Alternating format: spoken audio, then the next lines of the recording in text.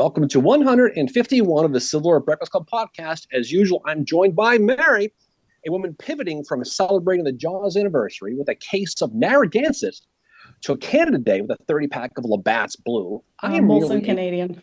I am merely a crushed can named Darren. You're going to need a bigger liver, Mary. How are we doing? How's it going on? I'm good. How are you? Oh, it's absolutely great. It's Friday. It's cool. Not as hot as it used to be. And we're recording again. First time in a couple of weeks. We get to dust this thing off and get going with you. So how about you? How are you doing? I'm good. I'm glad the heat wave is over because that was bad. And it's nice to be back recording again. It is. And we have a very special episode. We do. And, tonight we're going to talk about another general in the Civil War. This time is one that's probably best known in Civil War circles for being a boyish general without a beard. But one is so much more than just a tough day at Gettysburg. This, of course, is one Francis Channing Barlow. And Mary, I don't know if you know this, but we are joined tonight by a historian who has written extensively on Barlow. And that's our friend and, shall I say, Boston legend, the wicked, awesome AQ, Andrea Quinn. So welcome, AQ. How are we doing today? I am doing great. And thank you guys for having me on. This is really going to be a fun talk today. Oh, it certainly is. But we have a tradition here, AQ, before we start. And since I'm a gracious host and Mary forgets all the time, I will ask her. Mary, I'll start with you. What in the world are you drinking today? I am drinking Argyle Sweater from Abolition Brewing, just down the street from us. Oh, don't sound so excited about it. All right. And I'm drinking it out of I think it's a Gettysburg mug or just a generic Civil War mug. I got it here at Gettysburg. So. Okay. And AQ, what are you drinking today? So I am drinking, and I'm going to give a shout out to our friends over at Bantam. I am drinking an iced Americano in a Gettysburg koozie. Wow, that's pretty cool. Awesome. And Darren, what are you drinking? Oh my God, thank you again, Mary. I never think you're going to ask me, and you always do. I'm drinking it. It's called Stone Delicious IPA. I'm not sure where you got it, but here it is. And I'm drinking it out of my Abraham Lincoln Vote for Lincoln mug. He doesn't have come up with this episode all that much, but sometimes you got to go with what you got. So anyway, we're going to talk a little about Barlow today. And real quick, we're going to talk about his background. And before we kick this thing off again, Francis Channing Barlow was born in Brooklyn, New York, Mary, on October 19th of 1834, the son of David Hatch Barlow, a Unitarian minister, and Cornelia Penniman Barlow, but wisely left New York City for the Boston area for his mother's hometown of Brookline, Mass. And before we get started, if you don't know the area, Brookline is a snooty town about 5 miles west of Boston. As the Storrow Drive flies, Mary, it is also the town where Tom Brady and Larry Bird used to live when they played for the city. So also these two politicians, Robert and JFK, also live there. So I don't know if you've heard of them as well. Yeah. But, so let's talk about Barlow, AQ. Well, let's talk about his backgrounds and where he ended up when he came into the Civil War. So Barlow started his life, as you said, Darren, in Brooklyn, New York. His parents were quite the socialites. They met in Lynn, Massachusetts. They were married in Lynn, Massachusetts, and then moved to New York when his father was ordained the first minister of the First Unitarian Church in Brooklyn. So that's where he was born. He's the middle child. He has an older brother named Edward Emerson and a younger brother named Richard David. So the marriage of his parents quickly fell apart. Elmira had to relocate back to Massachusetts.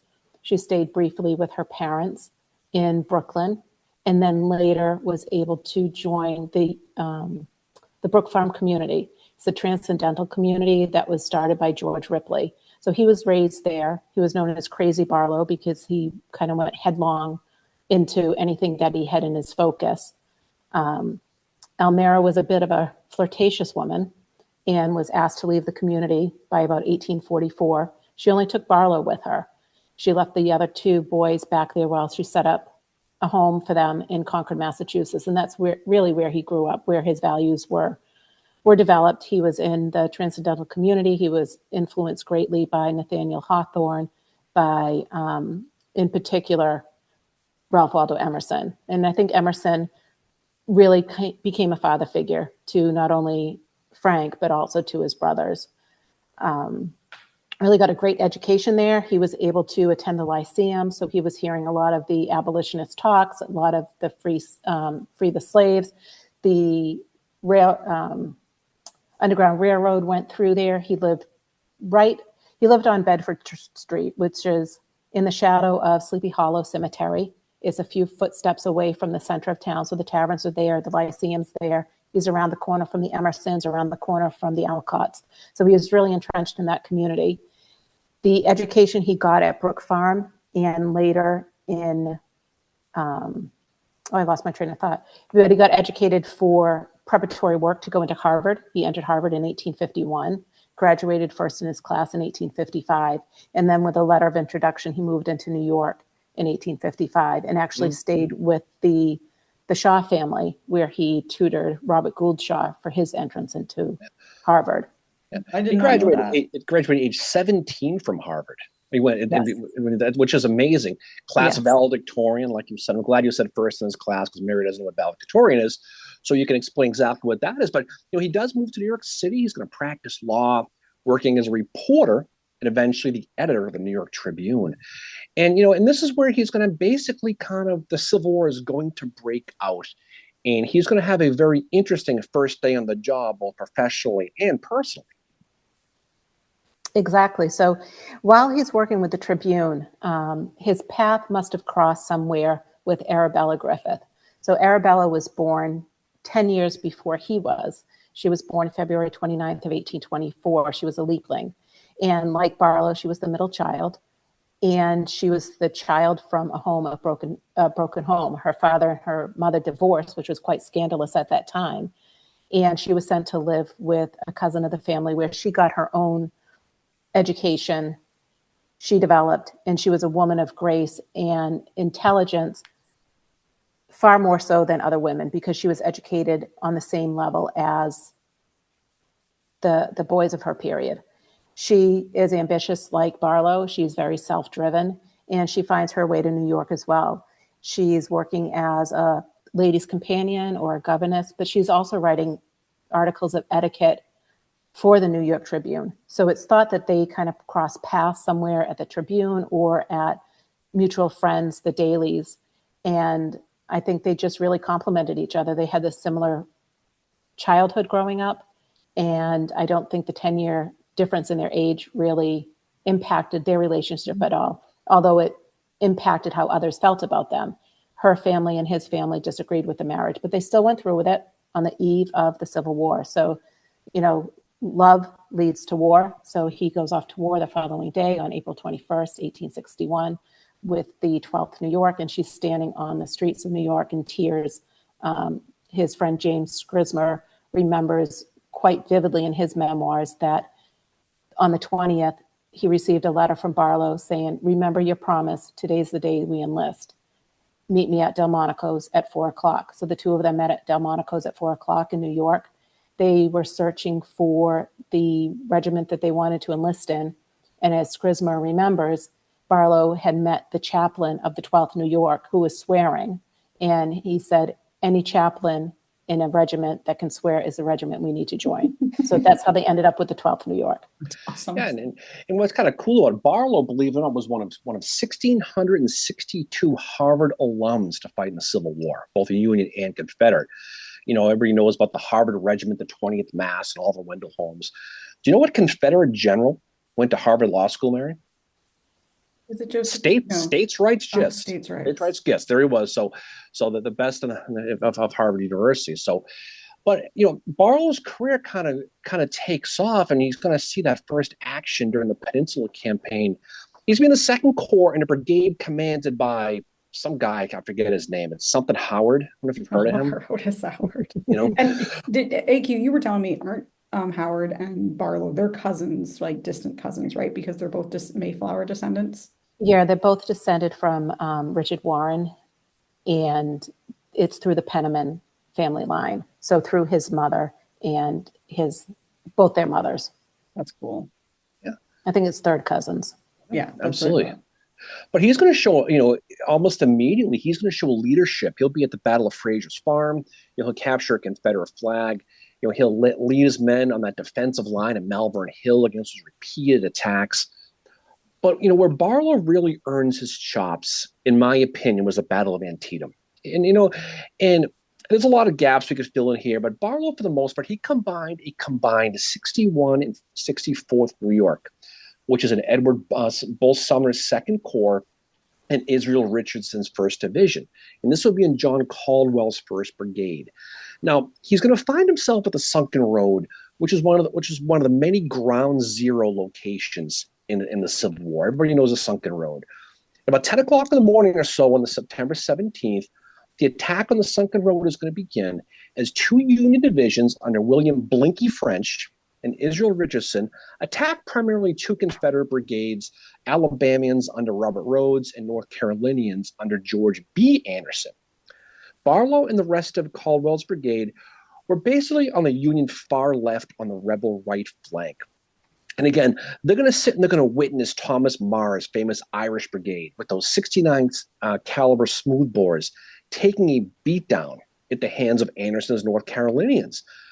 Among those watching was a commander of the 5th New Hampshire, a grumpy New Hampshire native named Edward Cross, a man who proudly hated the Irish more than Toronto proudly hates Brad Marchand there. Substantial hatred. He'll famously say of the failure of the Irish Brigade at Antietam that they looked, quote, drunk as usual. Now, again, this is despite the fact there's zero evidence that Thomas Marr nor his men were approaching a call me maybe situation, any stretch of the situation, right? But watching his beloved Irish Brigade get slaughtered, Marr is going to ride to Caldwell's brigade and he's going to find Colonel Francis Barlow, who was commanding that combined 61st and 64th. Marr is going to yell, "Colonel, for God's sakes, come and help me." Barlow looked at him and said, I'm awaiting orders, but I will come over as soon as I can. It was around this time when Marr was riding past the 63rd New York when his horse is going to get shot from under him, leaving him senseless. And he's going to have to turn command of his brigade over to Colonel John Burke. Now, Caldwell's going to call his 1,300-man brigade up, but inexplicably made them wait in a nearby meadow for what Barlow said was 15 whole minutes. Now, just imagine, Marr's guys are getting slaughtered. They're getting beaten down. You finally get reserves up, and Caldwell is being overcautious here. He's watching this happen, and everyone's standing around going, what are we doing? Caldwell got the job after he replaced Oliver Otis Howard Mary at 7 Pines, and he was appointed by Bull Sumner despite Caldwell's lack of experience. This is Caldwell I'm talking about. According to reports, Barlow, quote, made the air blue with curses over Caldwell's inaction, who blamed it on his boss, Israel Richardson, who didn't order him in and strangely let the Irish Brigade fight alone. Now, Richardson did finally intervene and he ordered Caldwell's brigade in. But this is around 10:45 in the morning now. When the orders were given, the first regiments to move were Barlow's, and both Barlow and his Lieutenant Colonel Nelson Miles rode up front with those 61st and 64th New York. An 18-year-old private in the 64th wrote, quote, "We followed the little colonel that wore the linen coat." That was the quote he said, speaking to Barlow. Now, Barlow, here's the thing. He was fearless, despite no real military background. Arabella, his wife you mentioned, once told a friend of Barlow, quote, "He loves fighting for the sake of fighting and is really bloodthirsty." So that kind of, in a nutshell, explains who he is. Well, he doesn't look the part. You know, he's clean shaven and I think he was very slight, wasn't he, Andrea? Yeah, he probably weighed, maybe 157 pounds. I think a passport record shows, and he was only about 5'10" and a half. So he was a very slender, slight man. And the other piece about Barlow was he had a very high-pitched voice. Yeah. So when he's barking orders with his clean-shaven face, you can just imagine how people would take to that. Yeah, and absolutely. One of the things I've discovered, another similarity with Howard, is that Howard also is described as having a high-pitched voice, very thin. Howard was, I think, only 5'7" or 5'8", so he's shorter than Barlow. But I would imagine that, he might have had the same issue with Howard as Howard had, that, Howard's going to command these guys and they're like, this is our commander, this, slim guy who's got a high-pitched voice. And I think it's for Barlow being clean-shaven, especially, it's why he's known as the boy general, but he's also a hard fighter. He's Like, brave. Right, and that's a misconception too. I mean, he's called a boy general basically on his physical features, but by age, he certainly wasn't a boy general because by the time, he gets to Gettysburg and at Antietam, he's 27, 28 years old. So he doesn't, really fit that build other than his physical appearance. Mm-hmm. Yeah. But just, Barlow's going to lead his men in, and according to Sergeant Charlie Fuller of the 61st New York, he rode in with his sword high in the air, and he ran his regiments through the line of the Irish Brigade, just ran right through them, and did not stop until he got within 40 yards of the sunken road. Here, the New Yorkers are going to begin a point-blank firefight with these North Carolinians and some other folks later on. According to Sergeant Fuller, again, quote, "We were so near the enemy that when they showed their heads to fire, they were liable to be knocked over, and they hugged the hither bank of the sunken road." Somehow Barlow was not shot yet, despite the fact that he was in front of his men, and when he noticed the rebel right flank was vulnerable. When he did, Barlow yelled, probably in his high-pitched voice, for his regiments to about face, double quick, and march down the slope and out of sight of the rebels to the east until he cleared the rebel flank. What does he do then? He orders his men to fix bayonets, and they swept back into the view of the rebels that were perpendicular now to the sunken lane, and now he could enfilade the Confederates. So this combination of Barlow's attack and the continuing fight by the Irish Brigade broke the rebel line at the sunken road. Ambrose Wright, Georgia, his brigade of Alabamans and Georgians were on the right flank, the very right flank when they saw Barlow coming. You know what they did? See you later. They're gone. They'd been hit hard in this attack, and every field officer in that group was either dead or wounded, except Colonel William Gibson of the 48th Georgia, who's going to take over. And when they leave, Gibson basically begins a domino effect as the regiments began to run like hell. Men from the 30th North Carolina, the 4th North Carolina. Barlow's men are going to move in and begin pouring fire into the retreating men and those still trapped in the lane. According to Sergeant Fuller, he said, quote, "It was like shooting sheep in a pen." And Caldwell, going back to him real quick, inexplicably, he'll stay in the back. Now, this is the boss of Barlow, and enrage people like Edward Cross and General Caldwell, quote, "Come up here and take command of your brigade." And it's strange because he was pretty brave at Gettysburg the next year. But Barlow's move proved to be the key in unraveling the rebel position at the sunken road. In his after action report, Barlow wrote, "Upwards of 300 prisoners thus taken by my regiments were sent to the rear with my guard of my regiment. On this occasion, my own regiment, the 61st New York, took 2 of the enemy's battle flags. A 3rd flag was captured by the 64th New York, which was lost by the subsequent shooting of the captor when away from his regiment." So again, this is when his luck goes bad, though. When pursuing the retreating Rebs to the Piper Farm, which is just outside of the sunken road, Barlow is going to be severely injured. He'll be hit in the face by artillery fire, and again in the groin by canister. Grapes to the grapes. Ouch. That's what happened to him, right? So again, this is going to start to show his injuries. But his boss, John Caldwell, is going to sing his praises after this battle.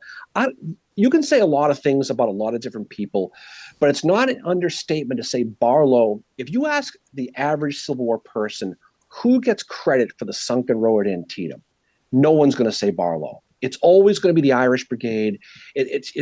There's a million people to say. But this is what Caldwell said about it.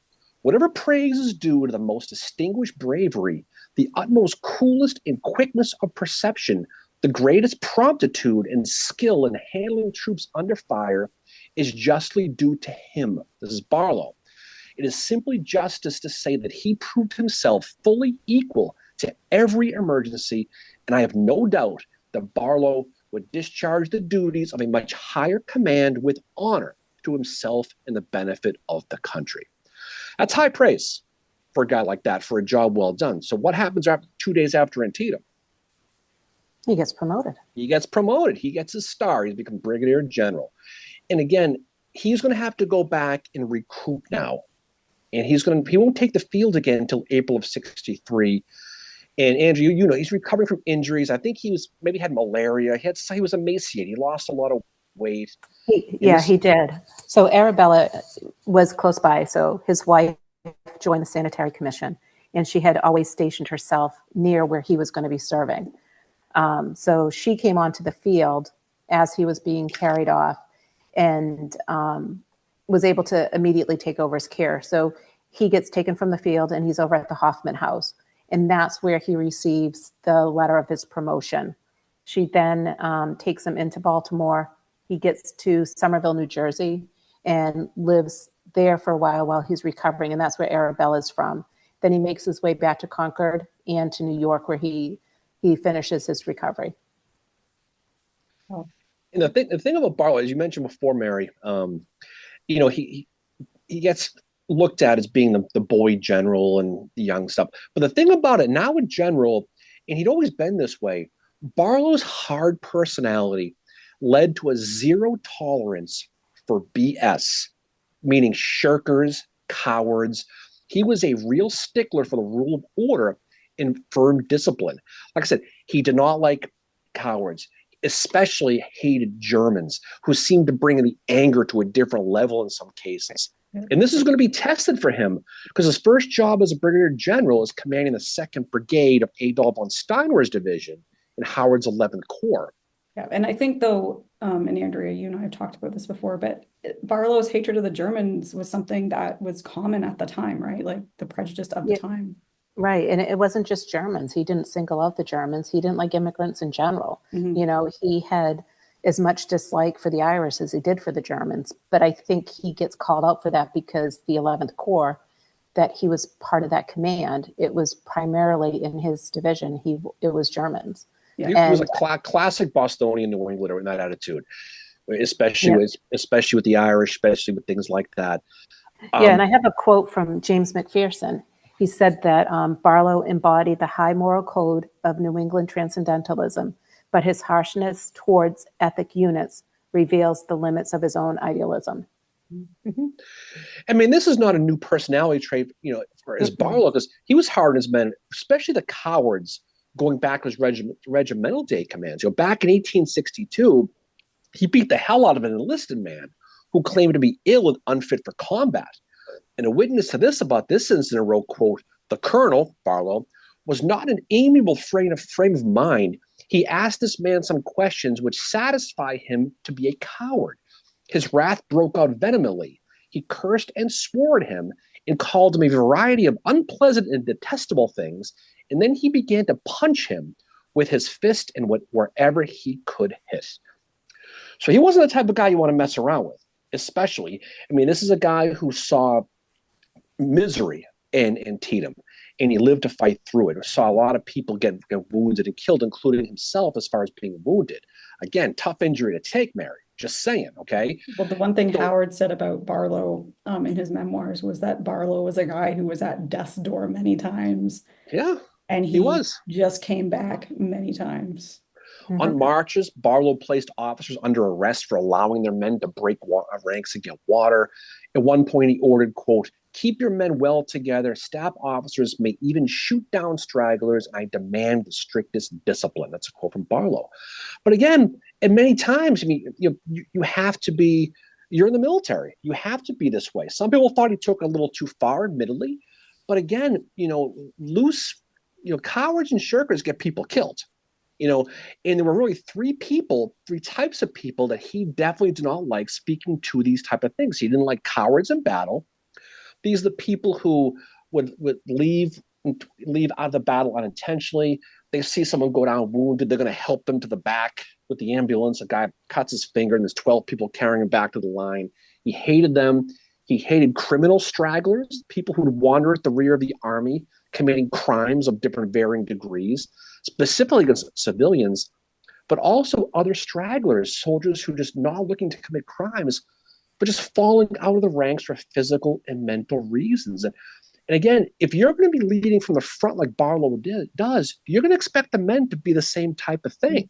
So this is by no means an indictment of Barlow. It's a good thing what I'm saying about Barlow. He ran a tight ship. Yeah, he expected the same thing out of his men that he expected of himself. He And kind of really walked that narrow path between how to lead, how not to lead, what right is and wrong. And he approached his military career the same way he approached his education at Harvard. So, he wasn't a military man by training. When he enlisted, he immediately began to study. He studied hardcore. He studied a lot of manuals. And that's how he learned how to train men. But and one thing we've can, noted, or okay.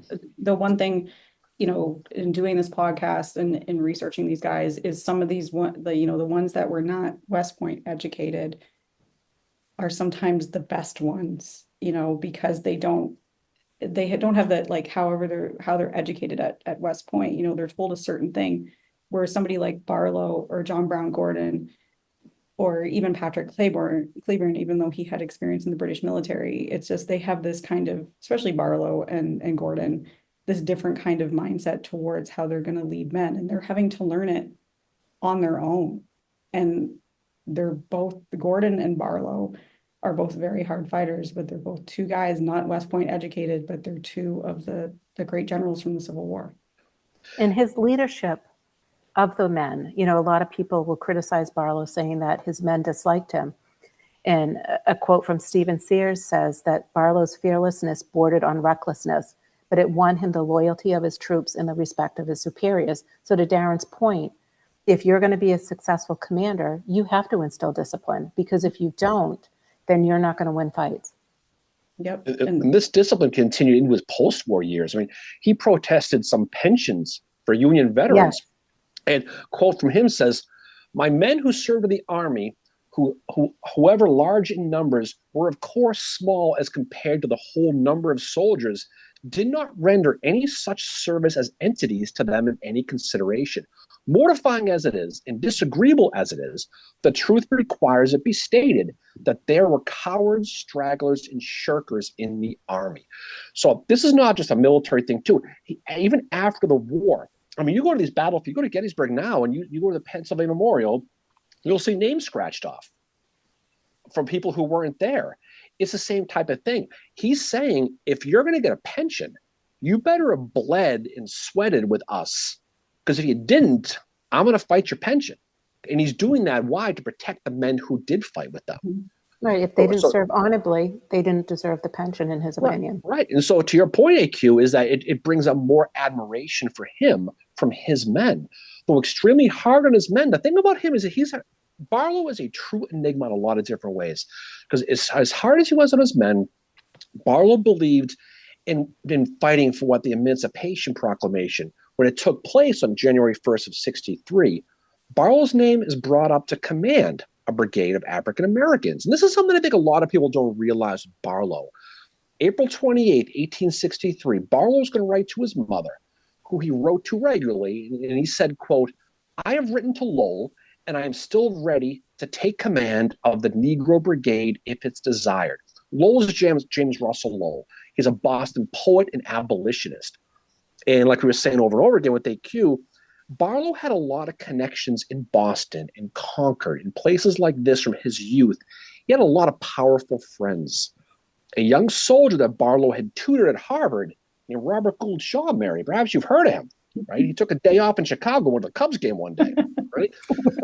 But he expected his tutor, Barlow, to take command of a black brigade.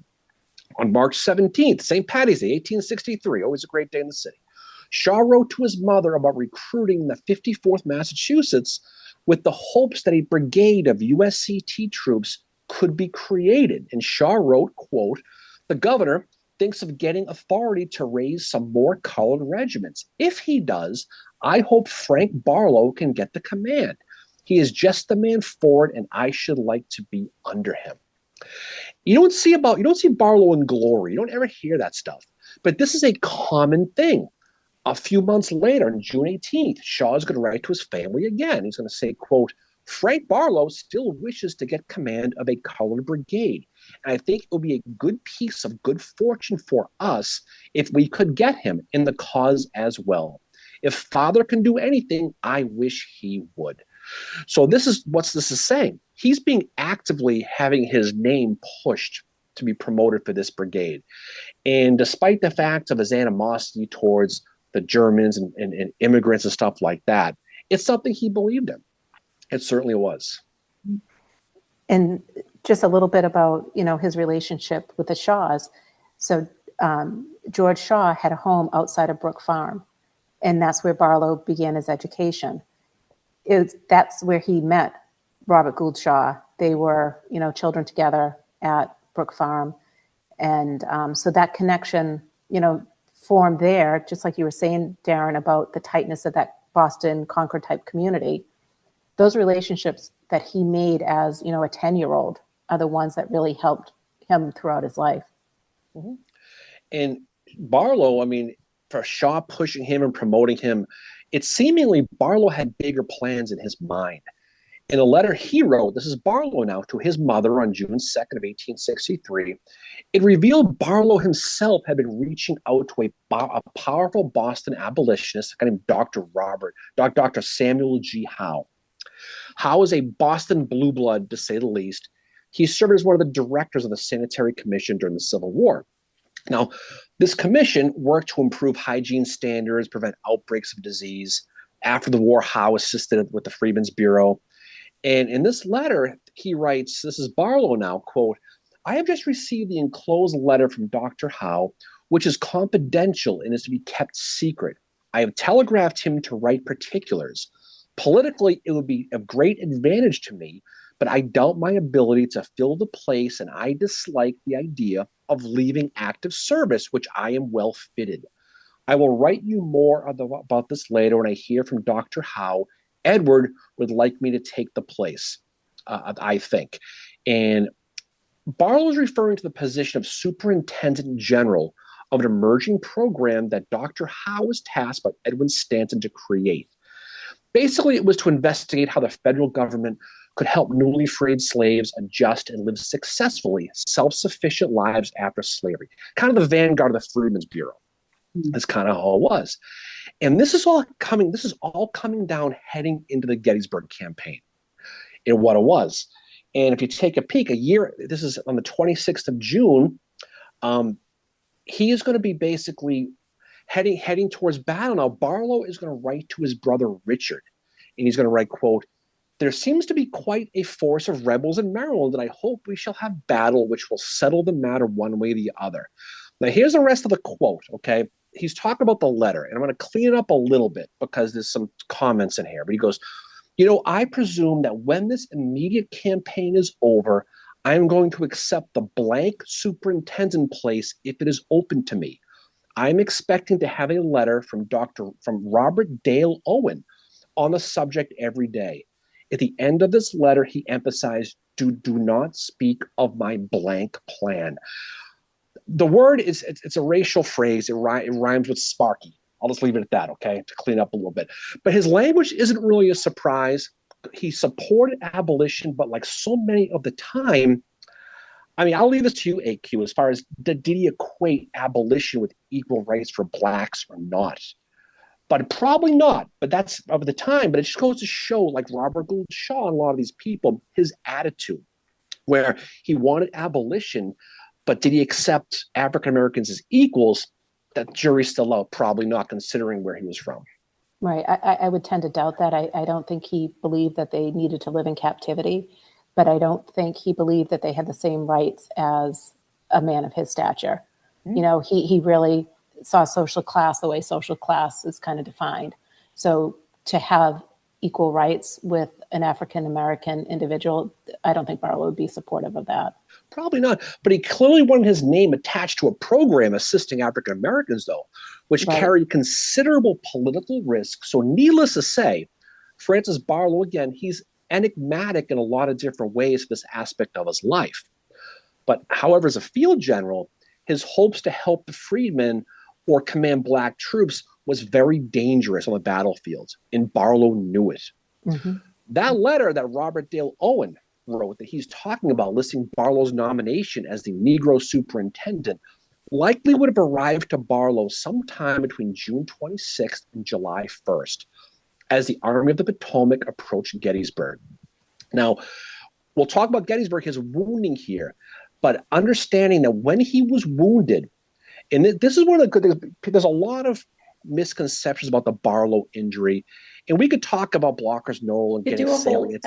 You could do a Right. whole episode on that. You, what happened you there. absolutely could. Right. But suffice it to say, he had stuff on him that if the rebel generals saw and read, it would have put his life in jeopardy. And he knew it. So what does he do? In that letter he did have in his possession, it was written by Robert Dale Owen, and I believe it, or he was writing to him, it was a June 30th date. Mm-hmm. So he did definitely have those type of letters in his possession. So the whole Barlow-Gordon romance, of John Brown Gordon reading his wife's letters, I don't think that's true. I think it was the letters that he had about this position that he wanted. Right. And those would have, even if he's a general wounded, he's not going to survive simply because he has those letters in his pocket. He's going to make sure to destroy those letters in his pockets. There's no doubt about it. He did not elaborate on how he destroyed the letters, but he did manage to get rid of the evidence that probably saved his life. A letter naming him as a superintendent of freedmen would have likely made Barlow enemy number one in the Confederacy and a real threat to a slave-based economy in the South. So Barlow's claim that he destroyed all the letters also seems to, like you said, disprove that story of his meeting with John Brown Gordon. And again, he's not the first guy to clear his history cachet. Let's be honest. Okay, he's not. But usually it's not going to get you killed. The post-battle stories claiming that when they met on the battlefield, Gordon was asked by the wounded Barlow to destroy the letters he said were from his wife absolutely contradict the urgency that Barlow had in destroying them. Yeah, why would he ask to destroy his wife's letters? If you're afraid of being caught with these letters, are you going to hand them to a Confederate general to destroy them? No. Right, and I think one of his letters home says that he ripped them up into as small pieces as he could and scattered them on the battlefield. So he absolutely got rid of them. So, Barlow definitely interacted with Confederate general officers from Mule's Corps, likely did meet General Gordon. They're both Freemasons and each talked of meeting after the battle later in life. But his claim that all the letters have been destroyed before, again, does not destroy the letters, definitely contradicts these stories. And again, this is where urban myth comes in and historical memory comes in. Mm-hmm. Barlow's going to be taken to a field hospital at the Josiah Benner farmhouse by the Rebs. And during the night of July 1st, Confederate surgeons examined him and they told him that his abdominal wound was mortal. So again, he's having a tough time with this. And he'll spend the next couple of days on morphine for the pain. But when the battle was over and the Confederates began to retreat, they left him behind. Why? Because they thought he was going to die. Why waste their time taking him if he's going to die? They left behind. And he gets lucky with that because who comes along to save him again? Did the Arabella come along again? Yeah. Oh, sorry. I thought you were asking Mary. Oh. Yeah. So Okay. So he ends up, after he leaves the Josiah Benner farm, he gets transferred to the Crawford house. Yep. And then on the night of the 4th, or early morning, he's brought over to the Spangler farm where the 11th Corps Hospital was. And here again, Arabella comes to his rescue and cares for him, takes over. She's, a demanding woman. She takes over the care that he has. And again, it's the same transfer back to Baltimore, back to Somerville, back to Concord, and back to New York. And the whole time there are letters, he's being transferred only on stretcher. He couldn't sit up on his own. He was having paralysis and numbness of his lower extremities. So he was, under quite a bit of care because he couldn't care for himself. And he had wanted to go home at one point to Concord, and his mother thought that his care would be too much of a burden. So they didn't end up going until later. Needless to say, Barlow did not have a hot guy summer in the summer of '63. He did not. He's going to survive his injuries, but you can only imagine the pain was unbearable. Throw into the fact, insult to injury, having his abolitionist friends petition for Barlow kind of disappeared at that point too. When he was injured, all his positions they all dried up. They kind of left him on his own. Colonel Robert Gould Shaw, 54th Mass, wrote to his sister on July 13, 1863, quote, Governor Andrew writes that he has urged the Secretary of War to send Barlow here to take command of the black troops, This is what I've been asking for a while. But as his injuries get worse, that whole thing dries up, unfortunately for him. But he suffered greatly, experienced pain in that abdomen. And to your point, AQ, he couldn't sit, he couldn't stand. He was on a stretcher for weeks at a time, looking for any doctor he could find to help him deal with the pain. Yeah, he actually, it was later on, he actually ended up in Sharon Springs, New York, into the mineral springs because, you know, they were really looking for whatever type of relief he could get. Yeah, I can't imagine. Like, and I mean, I know they had morphine back then, but that comes with, like, you take it, you're gonna get addicted to it as well. So there's well, also, I a mean, downside it dulls to the pain, but Yeah. I mean, this is a guy who hit in the abdomen, he got hit in the face, got Yeah. shot in the groin. You know, he was having a tough time with it. He'll return to the field in 1864. Finally, I do have a question right here, like, okay. for AQ, and it's kind of a speculation one, but like, so 11th Corps goes to the Western Theater. They're transferred out there. I think it's August of 1863. There is a point where Howard does write to his wife, and he's saying, "Oh, I might be put in charge of the Second Corps because of Hancock getting wounded." But that all changes very quickly with how it's changing the Western Theater. So 11th Corps, 12th Corps goes out to the Western Theater. So do you think Barlow, if he had not been wounded, do you think he would have gone out there with them, or do you think he would have been one of the ones that was held back? If he wasn't wounded, I don't think he would have stayed with the 11th Corps. I think he would have taken that superintendent position. Yeah. He didn't want to be with the 11th Corps at all. I think he did it kind of as a favor to Howard to some extent, but he was really trying to get back to the Second Corps when he came back after the wounding at Antietam. There just weren't any, I guess, for lack of a better word, there weren't any positions available at the level that he wanted. Yeah. And that's a great what if too, is if he did become the superintendent of the USCT, how that would have played itself out. But we'll never know because unfortunately they kind of cast him aside after this, and you never hear much of it. And he does return to the field in 1864, and he will command the 1st Division of the Army of the Potomac 2nd Corps under our old Winnie boy, Winfield Scott Hancock. And he'd command 4 brigades, including one led by his former lieutenant at Antietam, the Westchester, Mass. Native Nelson Miles. And Nelson Miles, he's a Medal of Honor winner, but unfortunately, he's probably best known for dying of a heart attack at the Ringling Brothers Circus with his children and grandchildren, Grace Coolidge, in 1925. It's just one of those weird things. But Barlow's division command peers were the uber abolitionist David Bell Birney and Hancock hater supreme John Gibbon, right? Hater supreme. Oh, he was. The Second Corps, as well as the rest of the Army of the Potomac, was embarking on what U.S. Grant hoped would be the one that destroyed Robert E. Lee's Army of Northern Virginia and end the war in the East. This, of course, would be the Overland Campaign. And needless to say, Mary, things did not start well for the Union with this Overland Campaign. Yeah. After being beaten soundly by Lee at the Battle of the Wilderness on the old Chancellorsville battlefield, in early May of 64, Grant's going to move southeast toward the small village of Spotsylvania Courthouse, planning to get between Lee and Richmond, hoping this would destroy Lee so he could basically take care of him and end the whole thing in the east. Now, we're not going to get too deep into the weeds with Spotsylvania. You've probably forgotten, Mary, but we did a whole episode on that. You probably have no idea between Spotsylvania versus Transylvania, but go back. We did it, okay? Lee's troops won the race to Spotsylvania Courthouse, and it led to a 12-day Battle of Spotsylvania, which is one of the most brutal battles in the entire war.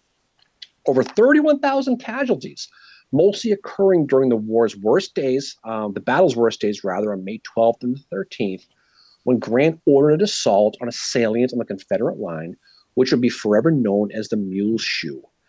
Now, Grant's going to choose Hancock's Second Corps for the Mule Shoe attack. And it's fascinating because the Corps, again, commanded by Winfield Scott Hancock in his 1st Division, was commanded by Barlow, was still not even 30 years old at this point, if you think about it, to lead it. And I know it's not today's day, but it's still pretty young to me. No, it is young. It's, you think that someone like Sherman and Grant are in their 40s by this point. But doesn't it go to show, though, how much support he had Barlow now to lead this. You're coming off of the wilderness, and you're going into a battle where Lee's already beaten you to where you need to go. You need a guy to get your army there and attack. He picks Barlow. It just says a lot about that if you think about it. He's going to do that dark, wet, and foggy night of May 11th. Barlow's going to lead his men on that miserable march to that position opposite the Mule Shoe. And again, that crappy weather added to the anxiety. And soon it was going to be clear that Hancock and the powers that be had zero clue where the Southern salient even was. So when Barlow finally arrived, he's going to join Hancock for a council of war at the Landrum farmhouse, about 800 yards northeast of the Mule Shoe, and this is where Hancock made his headquarters. Barlow, again, who had trudged through the woods, probably risked clown attack, to walk through the muck and to get to this farmhouse, he's going to ask Hancock and his staff about the terrain. And they all look around, put their hands on their noses and go, I don't know. Hancock had no clue about any obstructions they were going to have to deal with along the way. It's clear that no one reconnoitered the ground, that Barlow's division is going to have to attack the next morning. So just think about that for a second. You're going to take a division of your army going against an entrenched position, and you don't reconnoiter the ground? It's just blindly. Right. But to Barlow's credit, being the Bostonian he is, I'm going to give him credit for Bostonian. The hell with this Brooklyn thing. I'm giving him credit, okay? He's going to sarcastically ask Hancock, well, have I a gully 1,000 feet deep to cross, General? Hancock says, we do not know. And then Barlow says, quote, then I assume the authority to form my division as I please then, correct? Hancock basically says, you know something? Whatever you're going to do. When he told Hancock his plan was to put his men into two columns, despite that formation's vulnerability to artillery, Barlow basically goes back to Hancock, because Hancock wants to know why he's doing this.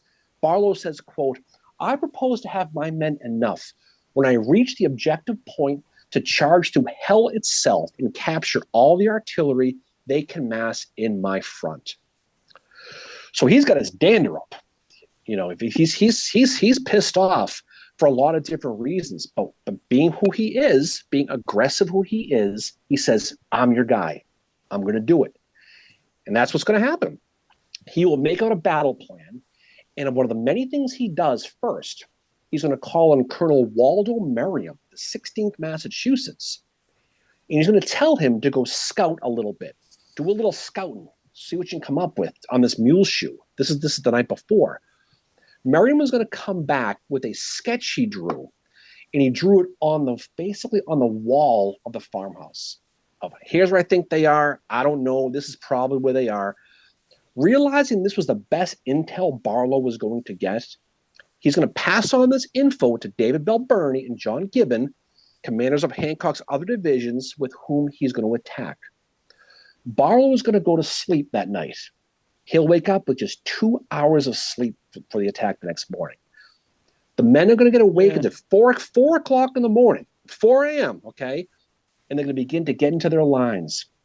They don't play reveille. They basically go around and say, get your asses up, because you're going to do it quietly. It's still so foggy and so damp that Hancock says, whoa, slow your roll here, champ. Let's wait a half an hour go by and let the fog burn off a little bit.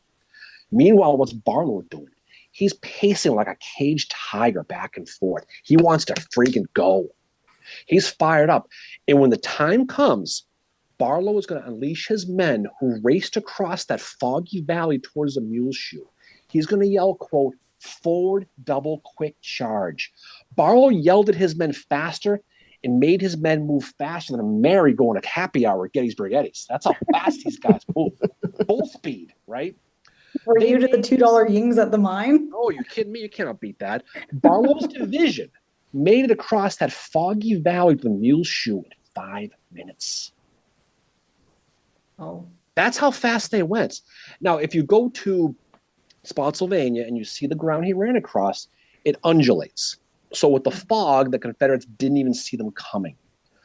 Barlow, along with his 3rd Division, with Birney's 3rd Division rather, they're going to bag 3,000 prisoners, 30 rebel flags, 30 pieces of artillery, and they're going to catch 2 Confederate generals, George Maryland Stewart and Allegheny Johnson, old Clubby.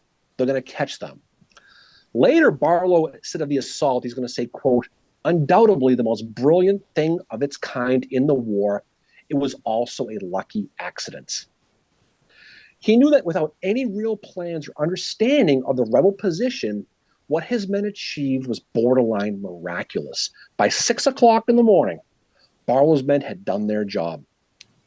They were pillaging, the men were pillaging through the prisoners, going through their pockets, looking for flags, DQ gift cards, anything they can get their hands on that would benefit them. And now Hancock would have taken the DQ gift cards. Well, probably what they were doing. But here's the thing about Hancock. Hancock is continuing to send men in. Barlow's like, I got this situation under control. Barlow is now mad now. He's going to ride back to Hancock's headquarters, and he's going to say, quote, for God's sakes, Hancock, do not send any more men in here. As our official podcast consigliere would say, Mary, he'd say what? Enough. That's what he would say. And again, my opinion not fact, Spotsylvania is Barlow's greatest battlefield achievement and should be looked upon as one of the true heroes of that battle, as inconclusive as the result ended up being. And that's who he was. But again, just like Antietam, no one thinks about Barlow at Spotsylvania, right? They don't. But no, they only think of him at Gettysburg for the most part. You know, that's where I see most modern day historians focus, is that July 1st day, that afternoon, and that's really it. So I think everything that you've said, Darren, is really important to speak about Barlow as that military general in a different light. He was. I mean, he was disciplined with his men, and that benefits, because when they tell you we're rushing across this ground towards a salient with artillery, the men aren't going to shirk. They're not going to cower because they're fighting for Barlow. Yeah, and I think by that point, he has the trust of his men.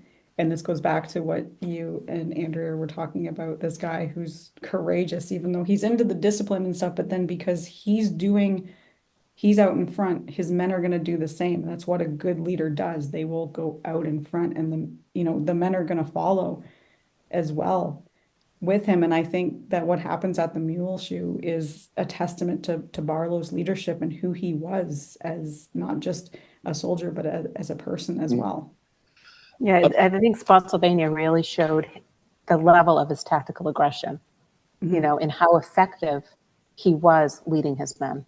Yeah. Just to get there was a miracle. I mean, you just to find the Hancock HQ, or we should call it the Hancock DQ, if you really think about it, if you're trying to be accurate. But just to find the headquarters at the Lander houses is a miracle.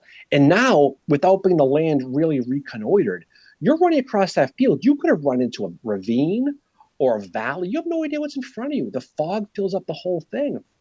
YOLO, Leroy Jenkins, we got to do it. 5 minutes took to get there. 5 minutes, right? But unfortunately for Barlow, though, not long after this, he's probably going to have one of the more indescribable emotional experiences of pain he's probably ever going to have in his entire life. Exactly. So he comes off the battlefield on July 27th. He learns that Arabella died. And I think, just to insert here, and again, this was in part of the article that I wrote for Gettysburg Magazine called My Beloved Arabella.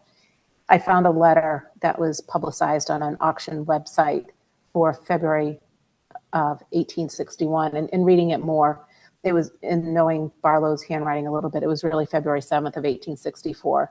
And it's written to My Beloved Arabella, and it's signed Your Affectionate Husband. And in the letter, he talks about their little Lucy. So I kind of speculate, and I don't have proof, and I can be called out on it, for not doing my due diligence, but there's been nothing that's been uncovered. But, I tend to think that, Frank and Arabella had a baby named Lucy, probably born in December of 1863. So that would have made her pregnant at Gettysburg. And, I speculate that the baby was probably, died sometime after that February 7th letter. So, in my mind, he's coming off, the loss of a child, and then he's going into the death of his wife. And a little bit more research I've done to where Arabella grew up in Burlington, New Jersey, the Historical Society there does say that there's some I guess, support that they did have a child, but they too can't find, birth or death records. But again, children die in infancy. There were very little of that. So here's a man, if you go to his personal life and some of the grief that he shared, he's separated from his father at a young age. His mother clearly suffers from some sort of mental issues, whether she's seasonally depressed or has manic. He may have had a child, that child may have died. And then his Arabella, who was his rock, she dies after serving the Sanitary Commission in very, very difficult circumstances, under heat, with sick men. She tries to come back to work and just can't. So he ultimately gets leave to go gather her remains in Washington. He was first denied. Hancock, who he was, I would say, relatively close with, I think they had a mutual level of respect, finally wrote a letter to Burnside to help him get a tug to Washington on precarious circumstances. He gathers Arabella's remains and brings her back to Somerville, New Jersey, where she's buried on July 31st. And after that, I think he was really broken down mentally and physically drained. Mm-hmm. He tried to come back, he tried to lead, and he couldn't. So, that's why he doesn't get back to the war until 1865. Mm-hmm. Yeah, by August of 64, he's going to take that leave from the Army. Well-deserved, because he's not just the Arabella, but the physical strain on him. Yeah, I mean, we saw it happen to Gibbon too, that Gibbon had to take leave for a while and come back in early 1865. But to his credit, though, he does return to the Army during the final week of the war in April of 65. And April 6th of 1865, he's going to take command of the 2nd Division of the 2nd Corps, where its previous commander, William Hayes, was fired for literally sleeping on the job, Mary, in the pursuit of Lee's army. So he was gone. And Barlow's going to join the Appomattox campaign and participate in battles of Battle of Sailor's Creek, the Battle of High Bridge. And when the war is over, he'll be named Major General on May 25th of 1865, making Barlow one of the very few to enter the Civil War as a private and leave as a general. I think that's a huge testament to him and his leadership. It certainly is. And he will get remarried October of 67 to Ellen Nellie Shaw, the sister of Robert Gould Shaw, and they'll go on to have 3 additional children. And the thing about Barlow is that people, unlike a lot of these people who disappear when the war ends, they're lost to history, they do their own thing.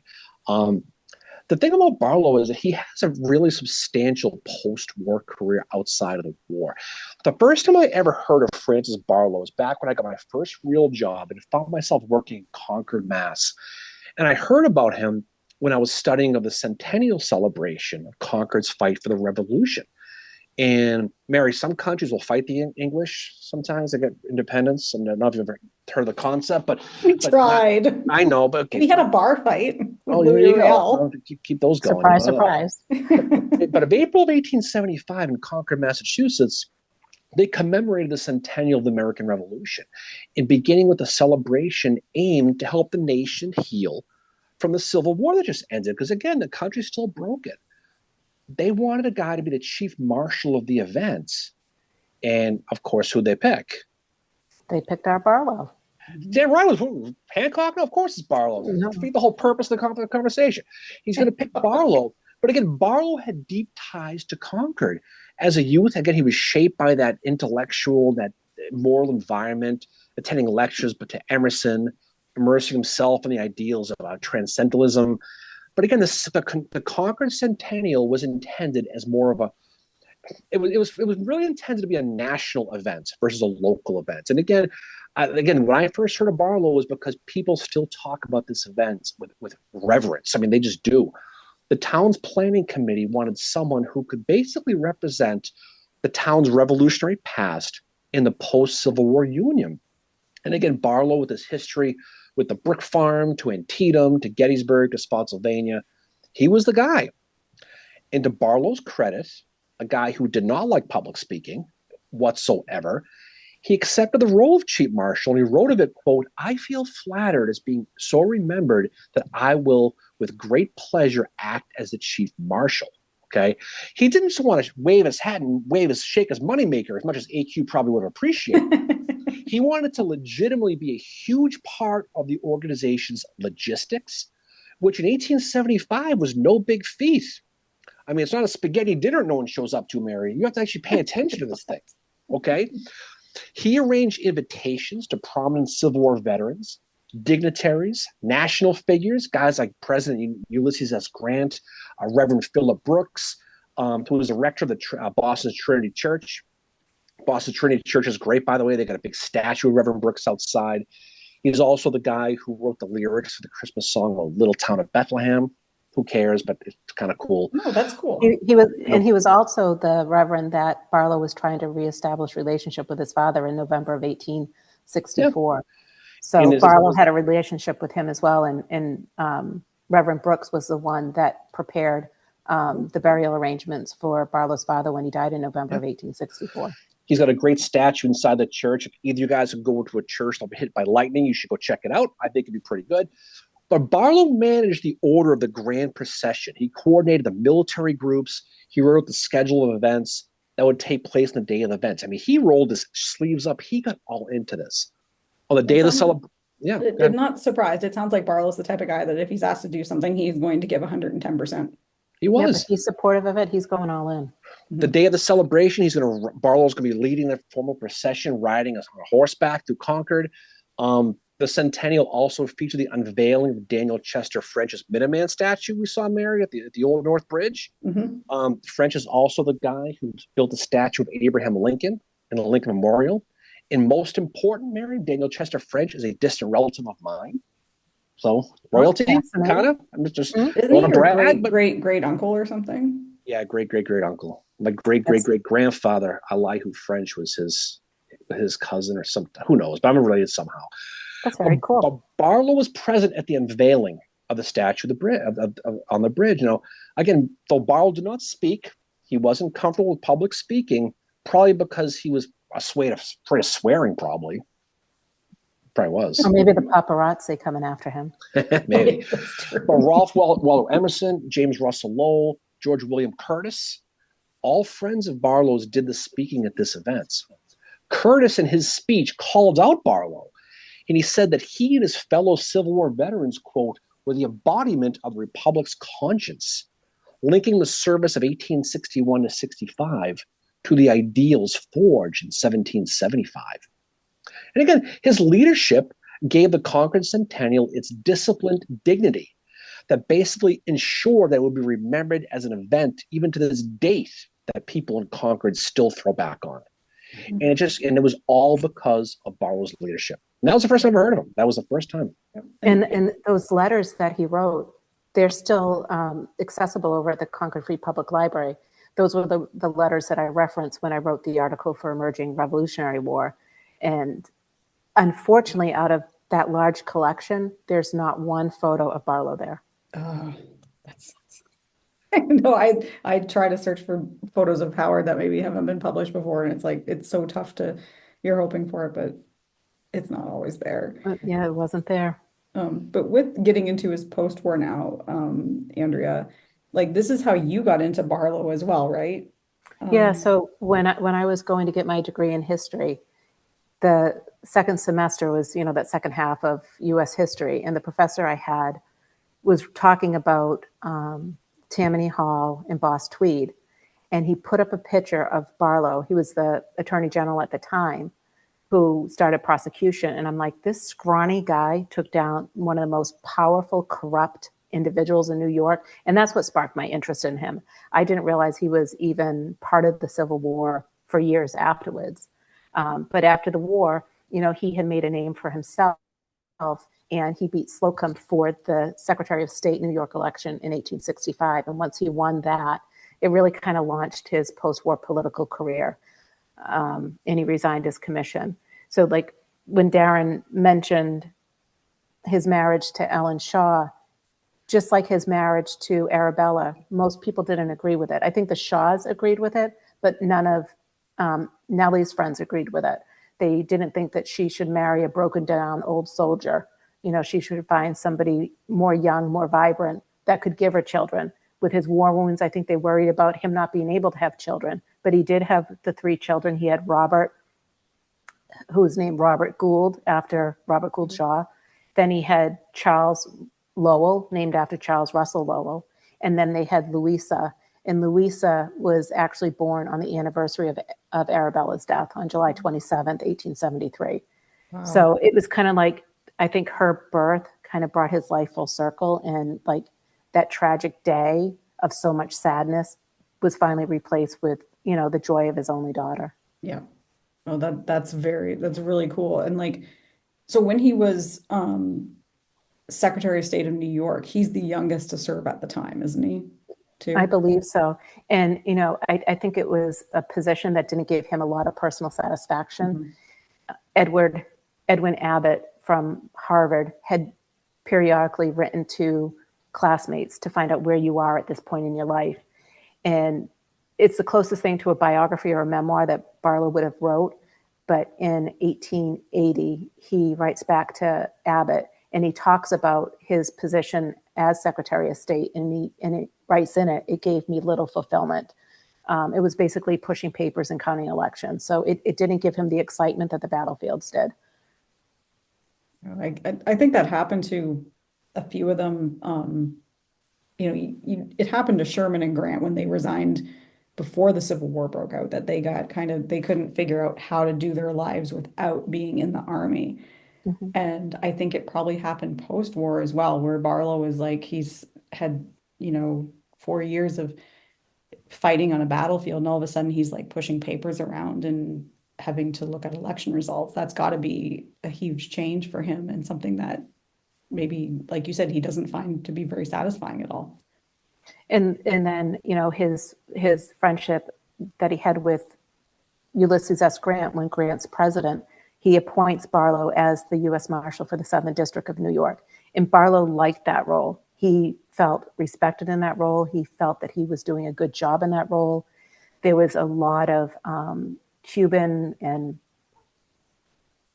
I don't know, just trouble going on with ships coming into the harbor, and Barlow would load his men on the ships and he would investigate the ships. He was also, you know, kind of publicly attacked during that time. And there's a story that Ellen's pregnant with their first son, and he actually takes artillery and puts it on the front lawn of George Shaw's home on Staten Island to protect his family. So how much you know, that's just excitement. That's adrenaline that's running through Barlow's veins. So it kind of brings back that war feeling that he thrived under. Yeah, that's wow. That must have been so stressful for him too, fearing for his family as well. Yeah, it just shows, you know, that badass character, you know, that we've kind of talked about. Yeah. That really was, you know, how he was driven as a man and as an individual, not only as a soldier, but as a husband and wife. And I think for, you know, as tough of a life as he led and as rough of an individual as he comes across sometimes, he was really a family man. You know, he and Ellen had a home in Lenox, Massachusetts. They used to go there. And he writes, you know, his family goes there more often than he does.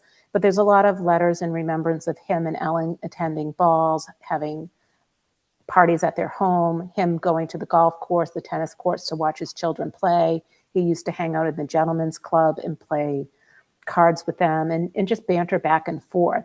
So I think that's part of his life where he could actually kind of just be himself and didn't have to be, you know, such a public figure. And he was able just to, you know, enjoy those times. He took an extended trip with Robert. They went down when Cleveland was elected president. They went down to Nantucket, and Robert's diary is on file at Harvard. And you can read about how he calls him Papa, how they're doing, you know, bird shooting. And at one point, Robert almost shot Barlow because he was distracted reading his newspaper up in whatever hunting apparatus they were sitting in. And it's just, it's nice and refreshing to hear, you know, a 13, 14-year-old boy's impression of his father, who was this big Civil War general. Yeah. No, it's so cool to see them as people. And that's, you know, one of the things I've done with the research I've done about Howard is you're seeing him as a father in the letters he's writing. And I think it's just as important as who they are in the battlefield as well, because it's showing a different side to them. It's showing, like, just, again, the humanity behind it all. Mm-hmm. And he's going to die relatively young, if you really think about it. So we Yeah, talk about 61 years old. his last days and how his demise. So he, about 1894, his health starts to fail. The family tries to cover it up. There's a little newspaper clip from Louisa in the late fall, early winter of 1865, that he has been attacked by the grip, which is the flu, but was recovering and would be fine. They had to leave Lenox in October of 1895 because he wasn't well, and they had to return to New York. And he dies in 1896, partly because of the grip, the flu that he can't recover from, and also of Bright's disease, which is a kidney disease. And he's, brought after they have his funeral services. The family brings him back to Brooklyn, and he's buried in the Penniman family tomb at Walnut Street Cemetery. And yes, I have tried to peek in. No, we've all been there. I tried to peek in too, because it's not, unfortunately, his grave is not in and shape at all. He chose to be in tomb with where his mother's buried in Brookline, not far from where I went to college, around the corner from there. And it's and he didn't have his marker put on for years afterwards. He basically, after everything he'd done, he was in his immediate death as an unknown for a while, and they finally put the brass plate on there. And it's just you go to a cemetery and it's sad. It's because it has a lonely feeling to it, and I don't think a lot of people, the last three people rather, probably visit his grave is probably the three of us, because no one goes there. First of all, it's an impossible place to park at. You've got to park at the church up the street. Yeah, well, we try to park in the street. I almost got killed. Killed in Brookline. But I mean, again, for someone like that, but that's what ultimately what he did, and that's where he is these days. And again, he lies is almost still is an unknown, because when you talk about Francis Channing Barlow, the people who study Gettysburg see him as the guy who moved his front up to Blocker's Knoll, got exposed. Got hit hard by Early, had to run off, and was wounded and captured. And I think it's one of those things where if you read the headlines and that's all you read, you come away with this feeling that he was sort of reckless and thoughtless and lacked discipline. And when he was completely the opposite of that. And it's really a shame. And I hope people listen to this. I hope people study him more and do all the great work you do, AQ, with him, to tell his story about how important he was with that Second Corps and at Antietam. And again, I'll tell you right now, and people can debate me all they want, I don't care. The Sunken Road doesn't happen if it wasn't for Barlow. Not the way it does. Yes, I understand the 6th was Alabama had their issues, and at the other end, and they fell out.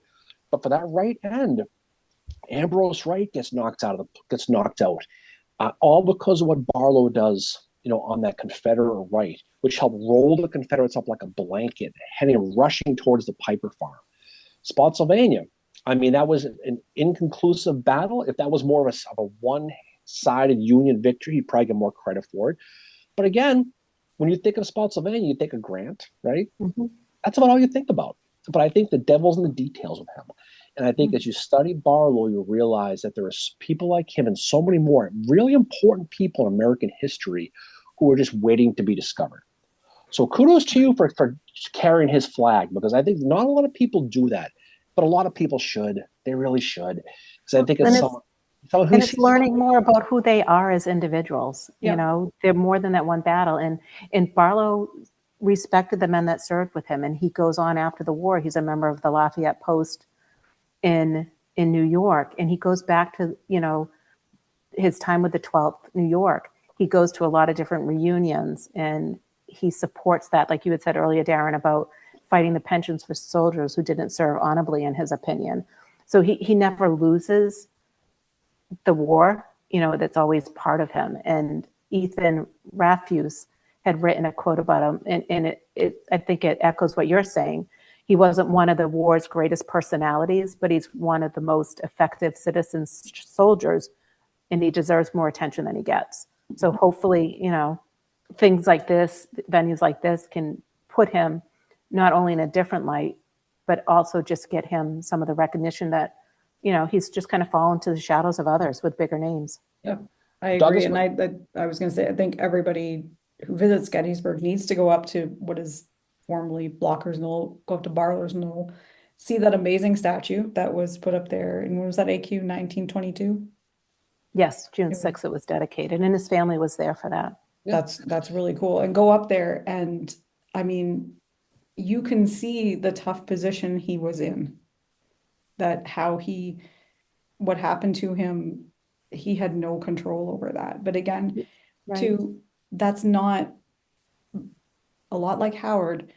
Barlow is not just Gettysburg.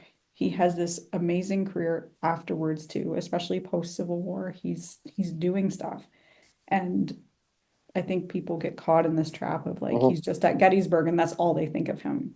Right. And Carol Reardon had a quote too. She says, "It's too simplistic to lay the blame at Barlow's feet. His decision was aggressive, yes, but it's also consistent with the character and doctrine." Yeah. And in Barlow's entire life, the war, the post-war, he never changed. And Douglas MacArthur had a quote. He said, "Old soldiers never die; they just fade away." And that's the best quote possible you can think of a guy like Francis Channing Barlow. So I think we could drop it here. I think we've done his duty. So what's coming up for us, Mary? What's next? Next, we are going to be recording an episode about Canada and the Civil War. Oh, my goodness gracious. Going to be talking about just overall Canadians fighting in the Civil War. They mainly fought for the Union, but yes, there were some that fought for the Confederacy as well. And we're going to be outlining some individuals who fought on both sides in that episode as well. They shot people. They always said sorry afterwards. They're very polite people up there in Canada. So anyway, any final words from you, Finchero? No, this was awesome. AQ, do you have any final words that you would like to say about Barlow before we end our episode? Just stay off my knoll when I'm up there. I want my quiet time. Thank you for being a part of this, AQ. This was awesome. And the three of us are very like-minded in how we feel about Barlow, that he is so much more than Gettysburg, and he needs more of that credit for things like Antietam and Spotsylvania and his post-career as well. Before we let her go, though, let's give you some props, AQ. What else you got going on? I know you run your website. What do you tell things you do to support your history and support Barlow? Because you got a lot of stuff going on. Yeah, so coming up next, I'm hoping to pull it off in September, is to do a photo recreation of the Fredericksburg photo of Arabella. Working on that with Randy Drace. Hopefully we can pull that off. I'll be doing possibly a podcast with Addressing Gettysburg on November 18th. And then I have a sip and learn scheduled in March with Revelation Vineyards in Virginia. And coming up just actually a month from today, my friend Carolyn Ivanhoff and I will be doing a panel discussion with the Wallace House in Old Dutch Parsonage in Somerville, New Jersey. And then we'll be doing a memorial service at Arabella's grave.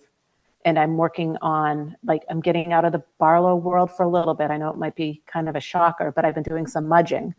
So I'm working on an article for Gettysburg Magazine on Charles Mudge. So hopefully, I'll be able to finish that in the next couple of weeks and get that off to the editor for review. It's awesome. An order, but it's murder. So speaking of sip and learn, we'll be taking our next show at Gettysburg Geddes, the three of us, to talk about this. So we appreciate you coming on. And you're a good friend of ours, and we love what you do. But thanks for joining us. So this is great because with this, this is great that we have an ability to do this episode. We want to do for a while to bring you on because you really add a different level to this that we would not have had otherwise. So thanks for joining us. Really appreciate it. And I appreciate you guys, giving me the time as well to, talk about my Frankie. Okay, and your T-shirt, for our YouTube subscribers, that T-shirt is amazing. I love that. So follow Andrea on social media. Try to get out and see her speak. She does a great job of what she does, and she's somebody who definitely is going to go a long way with promoting the stuff that she does.